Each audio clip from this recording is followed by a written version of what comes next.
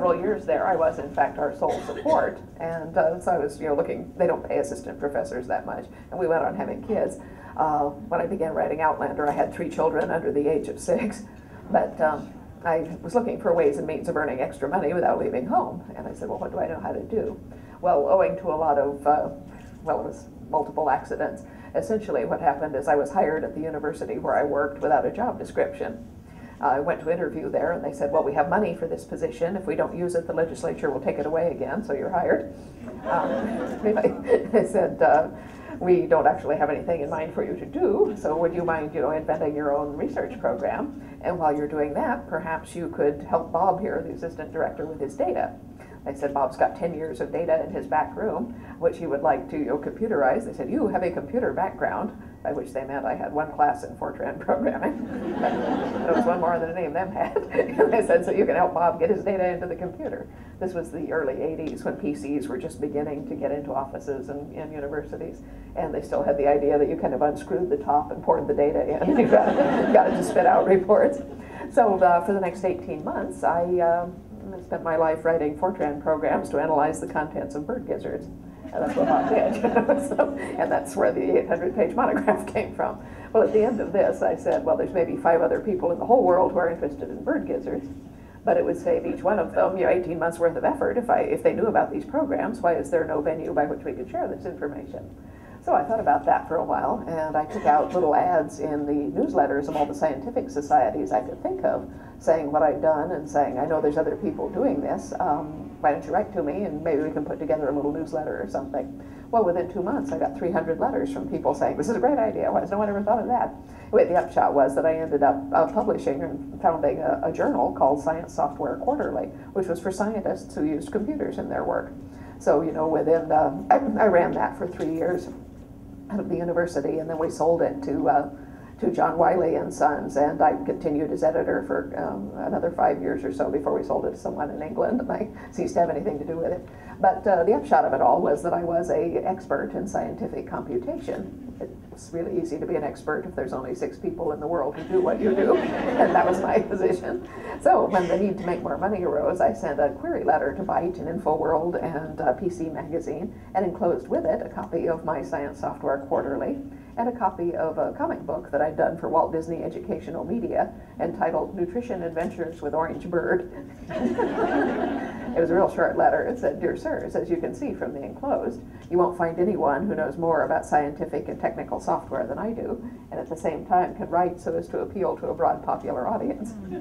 Well, it's got immediate results, and within a year I was making as much freelancing for the computer press as I was for the university, which just goes to show how badly they pay the university faculty. But it was at this stage, with 2 full-time jobs and 3 children under the age of 6, that I decided it was time to write a novel. Because no one had ever shown me how to write any of this stuff, from comic books to dissertations to popular science or software reviews. I had just tried, and if whatever I wrote didn't look quite right, I poked it till I did.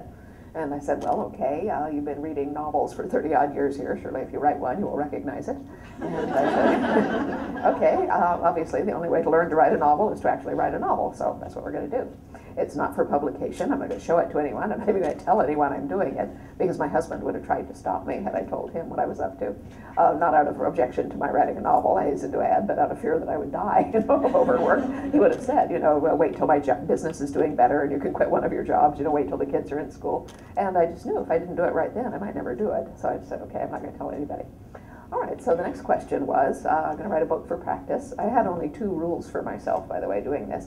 One was I will write the whole novel, beginning to end, because I need to know how much effort it takes and what kind of mental discipline and daily commitment you need to write a novel. And the only way of doing that, of course, is to write the whole novel. Whether it's good or not, I'll finish it. And the other rule was I will do the absolute best I can every day, because how am I going to know if I'm any good if I'm not doing the best I can? Also, how am I going to get better if I'm not? So, total commitment, so to speak. So I said, all right, those are the only rules. So what's the easiest kind of book I could write for practice here? So I thought about that, because I read everything and lots of it. And I said, well, I read a lot of mysteries. Maybe I should write a mystery. I said, no, mysteries have plots. I'm not sure I can do that. Well, I never had. And so I said it was the easiest possible kind of book to write. I mean, no point in making it unduly hard. And I thought some more, and I said, well, for me, maybe a historical novel would be the best. because historical novels don't really have any genre constraints. You can do anything in a historical novel, provided that you have a really good, vivid background which will pull people into the past. Well, you create that, of course, by having a lot of very vivid, convincing details, which, of course, you get from research. And I said, well, great, I'm a research professor. I know what to do with the library. Said it seems easier to me to look things up than to make things up. And if I turn out to have no imagination, I can steal things from the historical record, which works really well, as a matter of fact. So the next question is, well, where am I going to set this putative novel? Because I have no background in history either. It's just 6 hours of Western civilization that they make you take as an undergrad. And so one time would do as well as another. I'd have to look it all up anyway. So I said, okay, what am I going to do here? American Civil War, Italian Renaissance, 18th century New Orleans, what looks good? So I was casting around for a time and place when I happened to see a really old Doctor Who rerun on public television. I see some of you are familiar with Doctor Who. For those who aren't giggling, it's a really old, really long-running show that's done in the UK. In the UK, it's done as a science fiction show for children. In the US, of course, it's a cult, and we have Doctor Who conventions and the like. Excuse me. But the premise of the show is that the Doctor of the title is a Time Lord who travels through space and time, having adventures in his TARDIS, and along the way he picks up companions from different periods of Earth's history. And in this really old show, which has to have been done 45 years ago, he had picked up a young Scotsman from 1745. And this was a young man, 17, 18, who appeared in his kilt. And I said, well, that's kind of fetching. And I found myself still thinking about it the next day in church. And I said, well, you want to write a book, it doesn't matter where you said it. The important thing is to pick a point and get started. So I said, fine, Scotland, 18th century. So that's where I began, knowing nothing about Scotland or the 18th century, having no plot, no outline, and no characters. Nothing but the rather vague images conjured up by the notion of a man in a kilt, which is, of course, a very powerful and compelling image. Speaking of that, the last book in the series, A Breath of Snow and Ashes, was a really lucky book for me. It opened at #1 on the bestseller lists of 4 countries simultaneously, which is very cool. Oh, thank you. And it also won me a couple of literary prizes, including the Corina International Literary Prize for Fiction, which is totally cool. And I got to go to Germany to accept this on television in Berlin. Well, while I was there, the German publisher had me interviewed by absolutely everybody in the German press, the equivalent of USA Today to Vanity Fair and some beyond.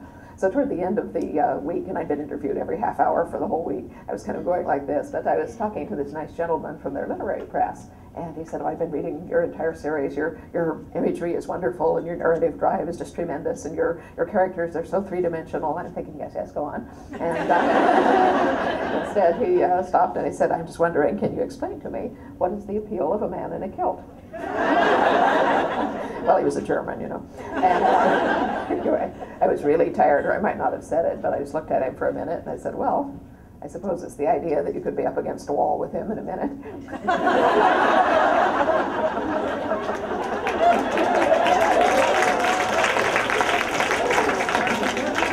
So 3 weeks later, I'm home again. I get this packet of press clippings from this little John, including that one on top. And the publisher had put a Post-it note on it, and she said, I don't know what you told this man, but I think he is in love with you.